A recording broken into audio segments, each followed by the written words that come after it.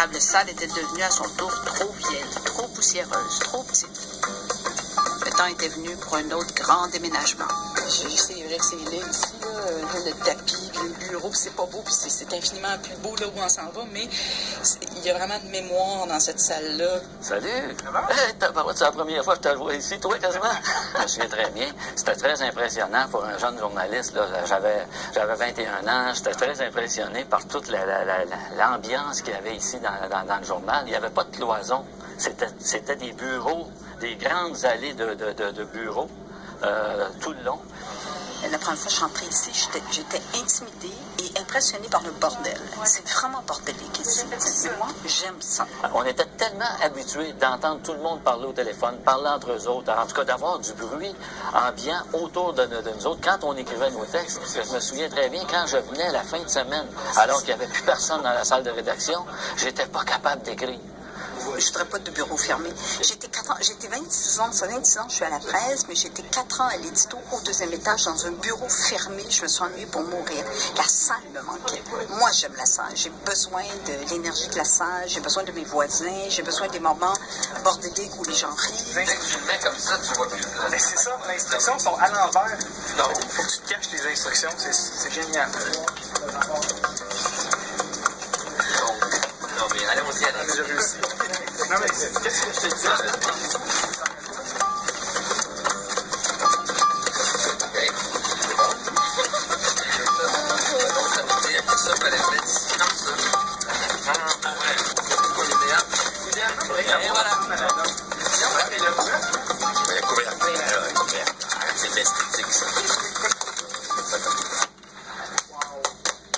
C'est sombre un peu.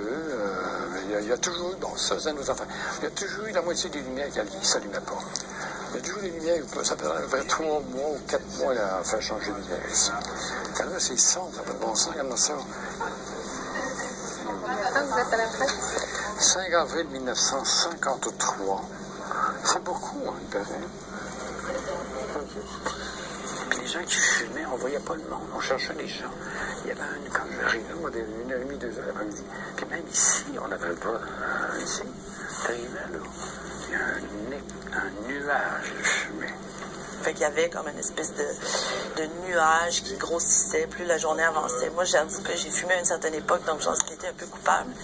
Mais à un moment donné, je suis tombée enceinte et j'étais incapable de travailler avec l'odeur de fumée de cigarette. C'était comme le mal de cœur, plus. Fait que là, je me suis promenée avec ma bédaine, puis j'ai fait signer une pétition pour demander l'application immédiate du règlement pour qu'on arrête de fumer.